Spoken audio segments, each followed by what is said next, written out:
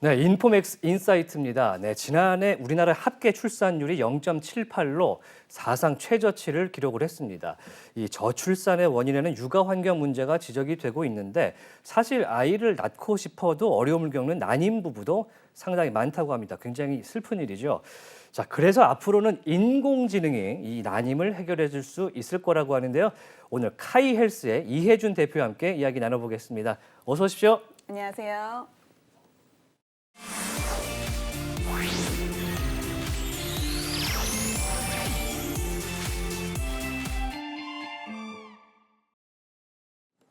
네, 오늘의 주제는 난임 인공지능 솔루션입니다. 그런데 이제 난임을 해결하는 이 인공지능을 이야기하기 전에 왜 난임이 생기는지를 좀 여쭤봐야지 이해가 갈 것 같거든요. 난임이 왜 이렇게 발생합니까? 네. 난임은 이제 여러 가지 원인이 있을 수 있는데요. 예. 우선은 이제 정자에 이상이 있으면 그렇게 될 수 있고, 네. 여성 쪽에서는 나팔관이 막히거나, 예. 아니면 요새 제일 많은 거는 아무래도 출산 연령이 늦다 보니까 난자가 좀 고령화돼서 임신이 잘 안 되는 경우들이 많습니다. 네, 예전에는 이제 자연적인 요인이 있었다면 요즘에는 노산이라든지 남자분들은 사무직이 많다 보니까 이제 생리적인 요인이 좀 결합이 되면서 이렇게 난임이 생기는 건데 요즘에 그렇게 난임이 많다고 합니까? 네, 요새 굉장히 많습니다. 예. 글로벌하게는 6쌍 중에 1쌍이 난임을 겪고 있고요. 예. 우리나라에서는 10명 중 1명이 이제 난임 시술로 태어나고 있습니다. 6쌍 중에 한 쌍이 이제 겪고 있는 문제다 보니까 상당히 현실적인 문제라고 생각이 드는데 이 시술로 태어난 아이들 그러니까 이제 해결을 위한 시술로 쌍둥이가 많이 보이지 않습니까? 네. 길거리 보면은 그런데 이제 난임 부부들이 겪는 그 과정들을 좀 보면 너무나도 힘들다고 합니다. 그래서 이제 시술, 뭐 체외 수정 시술이라고도 하는데 이 시술이 또 어떻게 이루어지는지가 궁금하거든요. 이제 원래는 여성이 한 달에 하나씩 이제 난자를 배란을 하게 되는데요. 예, 이 예. 확률을 높이기 위해서 호르몬 주사를 맞아서 난자를 여러 개 만들게 됩니다. 원래 하나가 나오는데 네네. 한 달에 한 번. 네네. 예. 그러면 이제 그거를 몸 밖으로 빼고 그리고 정자를 몸 밖으로 빼서 밖에서 체외에서 수정을 시켜서 그 아이를 다시 여성의 몸 안으로 넣어준 시술을 체외수정이라고 합니다. 그러니까 원래는 한 달에 한 번 한 개가 나와야 되는 난자를 호르몬 주사로 여러 개로 만들어서 그중 하나를 밖으로 빼고 이제 남성의 정자와 결합을 시켜서 수정란을 만들어서 다시 엄마의 몸으로 주입을 하는 과정. 굉장히 복잡해 보이고 네네. 시기도 오래 걸릴 것 같고 또 난이도도 있을 것 같고 성공률도 낮아 보이긴 하는데 결국에는 이걸 우리가 시험관 악이라고 부르잖아. 그렇게 부르는 게 맞습니까? 네, 시험관 아기라고 부르고요. 아무래도 이제 몸 밖에서 시험관에서 만들다 보니까 시험관 아기라고 하고 몸 밖에서 만드니까 체외 수정이라고 합니다. 이제 보통 이제 난임 시술을 그렇게 하긴 하는데 여기서 이제 나오는 것이 만들고 계시는 난임 인공지능 솔루션이라는 거예요. 이 네네네. 기술에 대해 설명 좀 해주세요. 네.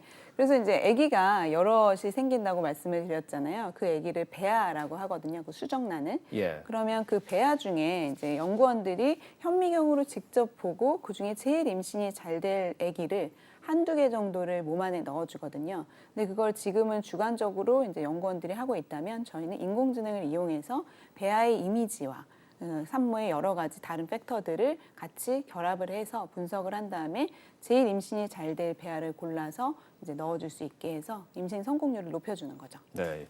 여기서 이제 좀 어려운 단어가 나오긴 했는데 뭐 과학 시간에 배우긴 했으나 네네. 배아는 어떤 단계에 있는 게 배아입니까? 네네, 좋은 질문이시고요. 예. 근데 난자랑 이제 정자를 만나서 이제 밖에서 아기를 만들게 되면 그거 이제 수정란이 되는 거고요. 예. 몸 밖에서 한 3일에서 5일 정도를 키웁니다. 시험관 안에서. 예. 그러면 그런 다음에 그 중에서 잘 자란 애들 중에서 골라서 넣게 되는 거죠. 걔를 배아라고 합니다. 그러니까 이제 수정이 된 상태가 아니고 거기서 약간의 시간을 주면은 이제 세포 분열을 하게 되잖아요. 뭐 맞아요. 과학 시간에 제가 네, 배웠던 네, 기억이 네. 나는데 맞아요, 뭐 맞아요. 포배기, 낭배기 뭐 이런 게 네, 있는데 맞아요. 뭐 그거를 다시 넣었을 때 그게 배아다. 네네네. 그거를 AI로 어떤 게 임신이 잘 될지를 확인하는 솔루션이다. 맞습니다. 그럼 이제 또 궁금한 게 어떻게 해야 이제 이게 착상이 잘 되고 임신이 잘 되는지를 확인할 수 있습니까? 아, 네. 그 보통은 이제 배아의 형태적인 그런 관찰을 하게 예. 되는데요. 아까 말씀하신 것처럼 이렇게 분열을 예. 잘 하는지, 걔가 이제 예쁘게 딱 생겼는지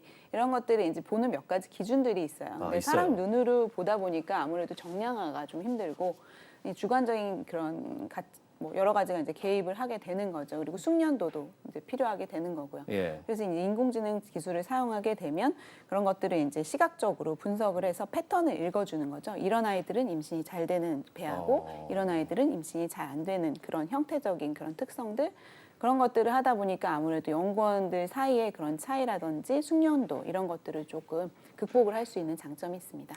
그렇군요. 지금까지는 사실 연구원분들이 이 세포 분열이 된 배아를 현미경으로 보고 이제 육안으로 확인하면서 이게 잘 될지 말지를 결정을 좀 했었는데 이제는 알고리즘 솔루션을 쓰면은 이제 객관성이 좀 있다 보니까 이게 전체적으로 가능성이 높아지게 만드는. 네네, 맞습니다.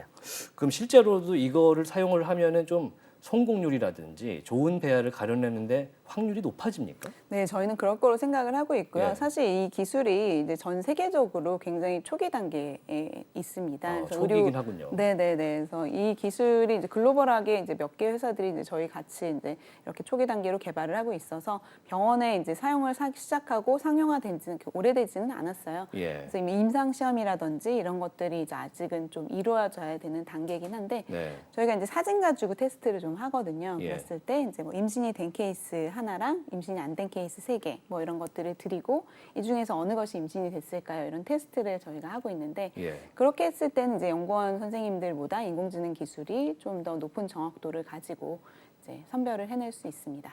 그렇군요.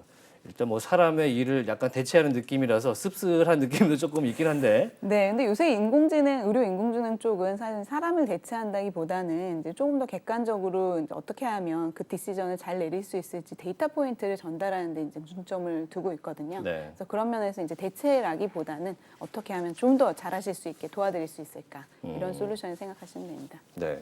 사실 우리 이혜준 대표께서는 산부인과 전문의시잖아요. 네네. 근데 이제 테크 쪽으로 이제 창업을 하신 건데 어떻게 하다가 이런 체외 수정 시술 관련된 AI 회사를 창업을 하셨어요? 네, 저 원래 이제 난임을 보던 산부인과 전문의였고요. 예. 그 다음에는 이제 미국 MBA를 갔다가 미국 실리콘밸리 쪽에서 좀 일을 했었습니다. 예. 그때 테크 산업에서 좀 일을 했었고 그렇게 하다 보니까 이제 제가 하던 난임 쪽도 좀 데이터를 가지고 좀 더 정확하게, 좀 더 이제 사람에 맞춰서 맞춤형으로 할 수 있지 않을까 이런 생각이 들어서 창업을 하게 됐습니다. 사실 난임까지만 가도 이제 희망이 보일 수도 있는데 이게 잘못되면 불임으로 가는 경우가 너무 슬프지 않습니까? 이런 것들에 대해서 극복할 수 있는 것들을 이제 직접 만들고 계신데 이제 현실적인 얘기를 좀 해보도록 하겠습니다. 네. 우리가 이제 인공지능을 써서 할 수 있다라고 하지만 현실적으로 시험관 아기 시술 자체가 워낙에 또 어려운 부분이 많고 뭐 비용도 높고 하다 이런 얘기가 많습니다. 그 이유가 뭘까요? 시험관 시술 자체가 시작된 지가 얼마 안 됐어요. 예. 세상에 나온 지가 지금 한 40년?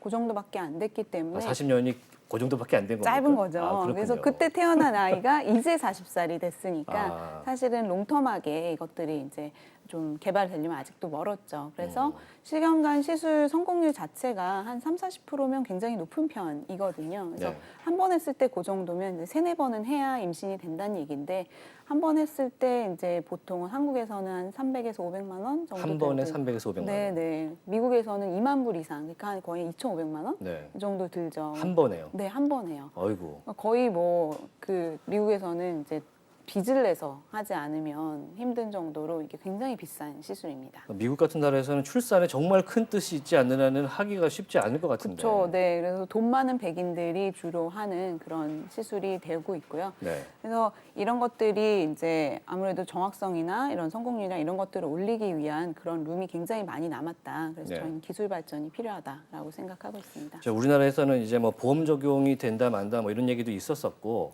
사실 500만 원짜리를 여러 번 받아야 되는 상황이잖아요. 그럼 이게 몇 차례나 해야 되고 솔직히 말해서 아이들이 잘 태어날 수 있는지 사실 저는 그게 좀 걱정이긴 합니다. 네네. 그래서 우리나라에서 2017년부터 사실 다행히도 보험이 됐고 그리고 정부에서도 이제 난임 지원 시술을 굉장히 많이 하고 있어요. 그래서 예. 우리나라에서는 사실은 그 경제적인 부담이 좀 적은 편이긴 합니다. 그래도 또 비보험 여러 가지 이제 약제들이나 이런 것들도 있고 해서 이제 한 번 갔을 때마다 그래도 돈을 이제 평소에 우리가 병원에 갈 때 내는 것보다는 꽤 많이 내고 있어서 그리고 사실 이게 시험관 시술이 잘 안 되는 분들은 거의 뭐 20번까지 하시는 분들도 있어요. 20번까지 합니까? 네네. 아이고. 근데 이게 이제 일정 시기가 지나면 그때부터 보험이 안 되거든요. 그러면 자기가 다 부담을 해야 되는 거죠. 그러니까 말입니다. 이렇게 아이를 낳고 싶은 분들이 많은데 현실적으로 안 되면은 이제 출산율 얘기도 나올 때 네, 굉장히 네. 마음이 아프고 현실적인 문제에 직면합니다. 그런데 이제 문제는 또 부작용도 있을 수도 있고 이제 시험관 아기로 태어난 아이들이 컸을 때에 좀 몸이 약할 수도 있고 이런 것들을 걱정하시는 분들도 있는데 어떻습니까? 지금까지 이제 한 40년밖에 안 됐기 때문에 사실 이 아이들이 뭐 노년이 되었을 때 어떻게 됐는지 이런 거에 대한 자료는 있지는 않고요. 예. 근데 이 현재까지로 봤을 때 건강에는 큰 무리가 없는 걸로 나와 있고 물론 뭐 일부 여러 가지 이제 조금 그런 것들이 있지만 그게 사실 아기 자체의 문제라기보다는 엄마 아빠가 처음부터 약간은 조금 고령이었던가 아니면 정자 난자가 조금 이제 뭐 나이가 들었던지 이런 여러 가지 문제 때문에 오는 것이 아닐까 이런 생각하고 있습니다. 네, 이제 좀 궁금해지는 게 하나 생겼어요. 네, 시험관 아기 시술을 하게 되면은 보통 일반적으로 한 명이 태어나는 경우보다는 의외로 쌍둥이나 다둥이가 생기는 경우도 좀 있는 것 같아요. 그거는 왜 그렇게 되는 겁니까? 네, 그래서 아까 전에 이제 아기가 많이 생긴다고 말을 했는데 그 아기 중에 제일 좋은 아기를 한두 명 이제 골라서 넣어주게 되는데요. 예, 근데 둘을 넣었을 때 둘 다 임신이 되면 그럼 쌍둥이가 되는 거고 예. 셋을 어쩌다가 넣었는데 이제 셋 다 임신이 되면 이제 셋쌍둥이가 되고 이런 식으로 이제 옛날에 이제 여자는 한 달에 하나씩 배란을 한다고 말씀드렸잖아요. 여러 개를 하다 보니까 그렇게 그런 일들이 생기죠. 그러니까 자연 임신의 경우는 이제 수정란이 하나이기 때문에 하나에서는 이제 엄청난 일이 생기지 않으면은 잘 그쵸. 쌍둥이가 안 나오는데 네네네. 이제 강제로 여러 개를 주입을 해서 성공률을 높이다 보니까 그런 이제 일이 쌍둥이 생기죠. 이상이 네네. 태어나게 되는 거군요. 네네. 좋은 상식을 알게 됩니다. 자, 이제 AI 얘기로 좀 돌아가 볼 텐데, 그럼 이제 이렇게 시험관하기 시술에 이제 AI 기술을 좀 접목을 합니다. 뭐 지금 이제 테스트도 하고 있고 이제 시작 단계라고 하시지만 큰 장점을 보셨기 때문에 시작을 하셨을 것 같아요. 네네네. 장점을 뭘로 보고 계십니까? 이게 아까도 말씀드렸듯이 이제 한 번 할 때마다 굉장히 고통스럽잖아요. 이제 신체적으로도 고통스럽고 심리적으로도 힘들고 그리고 비용도 너무 많이 발생하고 예. 그렇기 때문에 조금이라도 이제 이거를 올리기 위해서 굉장히 많은 노력들을 하고 계세요. 그래서 예. 많은 부부들이 조금이라도 이제 시험관 시술 성공률을 올릴 수 있으면 뭐라도 하는 그런 절박한 심정이라서 저는 이런 것들을 이제 과학적으로 좀 올릴 수 있는 방법이 있지 않을까라고 생각을 해서 시작을 하게 됐고요. 예. 이렇게 하다 보면은 이제 아무래도 두 번 할 걸 한 번으로 줄이게 되면 비용도 줄고 그러면 전체적으로 나라적으로도 사실 경제적으로도 이득이 크고요. 네. 지금 보시면은 이제 그 난임 여성들의 한 60% 정도는 사직을 할 정도로 이제 일과 이거를 병행하기도 굉장히 힘들고 병원가 한 번 가면은 그냥 하루를 날리는. 그럼요. 예. 네, 그러는데 이 시술 자체가 뭐 3주 뭐 이렇게 걸리기 때문에 예. 이제 마지막에는 거의 매일 병원을 가야 되거든요. 그러니까 일과 병행하기도 힘들고 이런 것들을 휘술 세차를 줄여주는 게 굉장히 중요한 거죠. 그렇군요. 확실히 이제 정확도가 높아지면은 그만큼 회차가 줄어들고 그렇죠. 비용도 줄고 네. 이제 엄마 아빠의 고통도 줄고 네, 네, 맞습니다. 그래서 행복하게 아이까지 출산을 하게 되는 과정을 겪게 되는데 근데 이제 가장 중요한 부분이 그렇게 인공지능 솔루션을 썼을 때 정말 좋은 배아를 선별해서 이제 아이를 출산까지 하게 만드는 거잖아요. 특히 착상이라는 과정이 상당히 중요할 텐데 이 가능성 높은 배아를 판단하는 데이터 요게 좀 관건인 것 같거든요. 요거는 수집을 어떻게 합니까? 네, 네, 되게 좋은 질문이시고요. 예, 예. 그 데이터가 저희가 필요한 게 두 가지가 있거든요. 크게는 그래서 뭐 하나는 이미지 데이터. 그래서 배아의 이미지라든지 저희가 이제 곧 난자, 정자 이쪽으로도 이제 점점 확대를 할 건데 배아는 이미지는 현미경으로 볼 때 거기에 카메라가 붙어 있어요. 예. 보통 그러면 그 카메라로 촬영을 해서 저장을 하고 있고요. 예. 그리고 임상 데이터라고 하는 것들이 이제 뭐 엄마 나이, 아빠 나이, 난임의 원인, 뭐 자궁의 상태, 임신이 됐는지 말았는지 이런 것들을 보는 임상 데이터. 이 두 가지를 결합을 해서 저희가 사용을 하고 있고요. 네. 이제 국가에서도 이쪽에 워낙 관심이 많다 보니까 이제 니아라고 하는 기관에서 인공지능 데이터 구축 사업 이런 것들을 시행을 매년 합니다. 저희가 작년에 그 사업을 수주를 해서 배아 이미지를 모으는 사업을 했어요. 그래서 전국의 10개 병원이랑 같이 했고 그 배아 이미지를 모으고 거기에 배아의 주요한 그런 부위를 딱 그림을 그리는 라벨링 작업까지 다 한 그런 데이터를 만들었습니다. 일단은 뭐 현미경으로 본 샬레에 담긴 그 배아의 모습을 여러 가지 사진을 갖고 있고 네네. 또 그다음에 임상 자료로 이제 개인 정보를 포함해서 그걸로 이제 데이터를 축적을 하고 교차를 시키면 어떤 배아의 형태가 임신 확률이 높은지 그게 딱 나오겠군요. 그렇죠. 근데 이제 개인 정보는 이제 좀 조심스러운 거는 예. 보통 저희가 수집을 할 때에는 병원에서 그런 개인 정보는 다 빼고 나오게 되고요. 예. 개인 정보 대신에 저희가 이제 키값 같은 것들을 주게 되죠. 뭐 너는 1번, 너는 1번. 그럼 배아 이미지가 둘 다 1번이면 이제 매칭을 할 수 있게 되겠죠. 그렇지만 개인 정보 같은 것들은 밖으로 유출되지 않습니다. 당연히 누군지는 특정하면 안 되겠죠. 네네네. 예, 아주 소중한 정보이기 때문에. 네. 자, 그럼 이제 관건은 이 기술들이 현실적으로는 얼마나 잘 쓰일 수 있느냐, 앞으로 병원에서 실제로 활용이 되어서 성공 확률을 높일 수 있느냐가 관건이 되거든요. 현재도 활용이 되고 있습니까? 네네네. 저희고 이제 실제로 들어가서 이제 사용을 하고 있는 병원들이 있고요.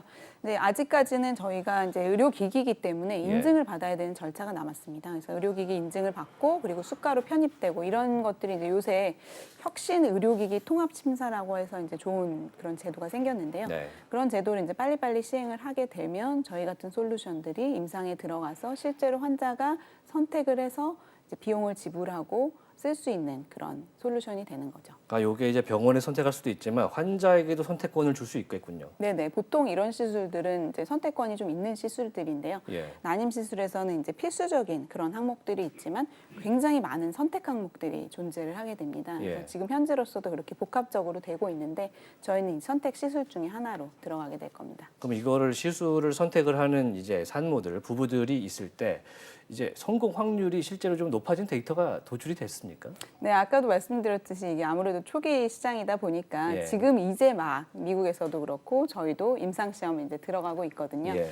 그러면 이제 앞으로 보면서 이게 실제로 임신율이 높아졌는지는 볼 수 있을 거고 이제 후향적으로 본다는 말은 이제 이미 이제 있는 데이터를 가지고 테스트를 해보면 연구원 선생님들이 보시는 거에 비해서 인공지능이 이제 일관적으로 좀 높은 그런 정확도를 보이고는 있습니다. 네, 지금 말씀드리면서 제가 한 가지 또 궁금한 게 갑자기 또 생겼는데 조금 전에 의료기기라는 표현을 쓰셨는데 그럼 이게 배아를 확인하는 과정 자체가 기기를 통해서 확인이 되는 겁니까? 약간 어떻게 되는 건지 네, 어떻게 생긴지도 좀 궁금한데. 네, 이거는 그냥 소프트웨어 솔루션이고요. 네. 소프트웨어 솔루션에 이제 뭐 그냥 흔하게 이제 보시면 뭐 앱 같은데 이제 사진 올리면 거기에 이제 뭐 점수가 나오듯이 그런 예, 예. 솔루션인데 이 소프트웨어 자체가 이제 의료 진단이라든지 뭐 이런 여러 가지 목적으로 쓰일 때에는 의료 기기라고 이제 저희가 포함이 되게 되어 있거든요. 예. 그래서 SAMD라고 하는 그렇게 소프트웨어를 의료 기기로 정의하는 그런 이렇게 생긴 제도가 생겼습니다. 의료기기라고 말씀하시니까 약간 기계 물리치료기처럼 같죠. 네, 생각이 네, 되는데 네, 네. 실제로는 소프트웨어로 프로그램으로 맞습니다. 돌아가는군요. 네네네. 근데 이제 사실 앞서서도 인공지능을 통해서 이제 병원에서 쓸 수 있다고 하는 뭐 IBM의 인공지능 왓슨 이런 것도 이제 빅데이터를 통해서 환자의 정보를 축적을 해서 이제 결정을 내리는 그런 것들을 해 줬었는데 이제 문제가 됐던 게 사실 실제로 의료진의 판단하고 이 왓슨이 내린 인공지능 판단하고 반대가 되거나 다른 경우가 상당수 있었던 것 같아요. 이런 문제점은 좀 없을까요? 네네. 그래서 그 왓슨이 이제 풀려고 했던 문제는 굉장히 복합적인 그런 통합적인 사고를 필요로 하는 그런 문제였거든요. 네. 그래서 환자가 왔을 때 그 환자의 모든 정보를 다 통합했을 때 이 환자는 이런 치료를 해야 된다. 그런 거기 때문에 이게 아무래도 뭐 환자의 그런 여러 가지 신체 상황, 그때까지의 병력, 그리고 우리나라의 보험 상황, 뭐 이런 여러 가지가 이제 결합돼서 이제 사고를 내려야 되기 때문에 그게 좀 어려웠던 것 같고요. 아직까지는. 저희는 그래서 인공지능이 제일 잘할 수 있는 패턴을 읽는 그런 쪽에 집중을 하고 있습니다. 그래서 이미지에서 패턴을 잘 읽고 사람보다 일관성 있게 하고 이런 부분은 인공지능이 아무래도 제일 잘하는 부분이고요. 근데 이제 요새 챗GPT가 예, 나왔잖아요. 그러게 말입니다. 네, 그래서 이제 이런 복합적인 것들을 잘 할 수 있는 그런 것들이 이제 발달을 굉장히 빨리 하고 있기 때문에 예. IBM 왓슨이 이제 전에는 좀 실패를 했지만 이제는 조금 또 다른 세상이 오지 않을까. 그래서 저희도 그쪽에 대해서 고민 많이 하고 있습니다. 네.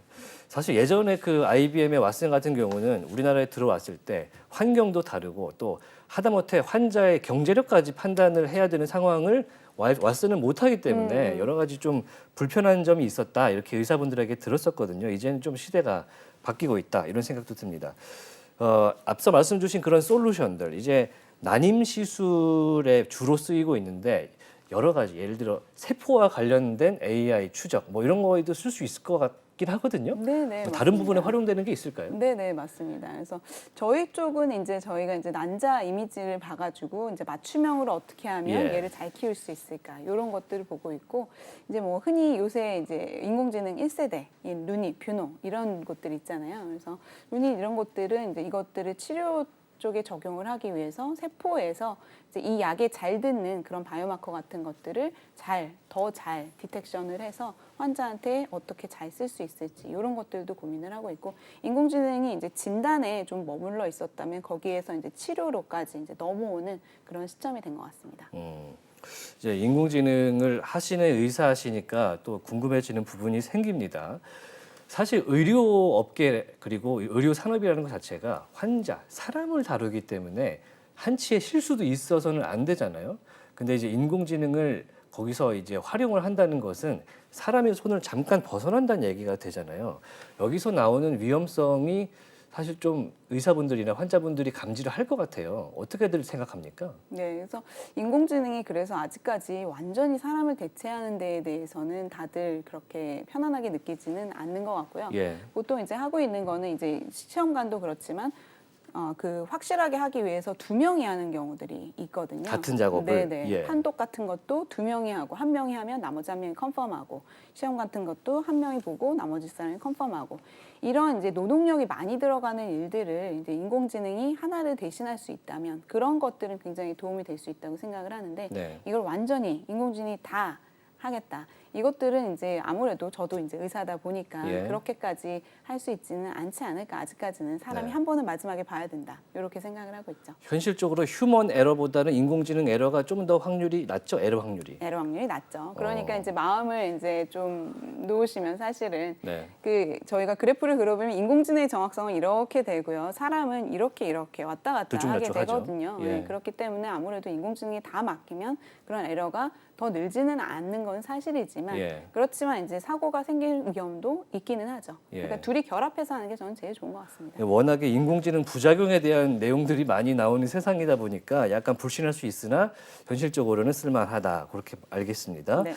자, 앞으로 이제 헬스케어 분야에서요. AI 기술이 좀 더 많이 쓰이기 위해서는 어떤 부분이 필요할까요? 마지막 질문입니다. 네네네. 아무래도 이제 데이터가 제일 네. 중요할 것 같습니다. 그래서 데이터 저희가 계속 제가 몇 년 동안 데이터 업을 하고 있는데, 네. 아무래도 의사가 데이터를 입력을 하게 되는데 이게 어떻게 사용이 될지에 대해서 생각을 안 한 상태로 데이터 입력을 하기 때문에 굉장히 좀 나중에 쓰려고 보면 이 전혀 목적에 맞지 않는 데이터들이 쌓이는 그런 것들이 있어서, 요새 굉장히 이제 사람들 인식이나 이런 전자 의무 기록에 어떤 식으로 데이터를 입력해야 이게 나중에 쓸만할 것인지 이런 데에 대한 생각들이 굉장히 많이 바뀌고 있거든요. 네. 그래서 그런 것들이 이제 인프라스트럭처 같은 것들이 발달을 하면서 좀 더 나아질 것 같기는 한데요. 네. 의사 선생님들도 좀 관심을 가져주시고 이게 과연 내 데이터가 어떻게 쓰일 것인지 환자분들도 조금 더 마음을 열고 좀 접근을 해주시면 좀 더 발전할 수 있지 않을까 그렇게 생각합니다. 네, 의료업계에서도 세상을 바꾸는 건 데이터군요. 네, 네. 맞습니다.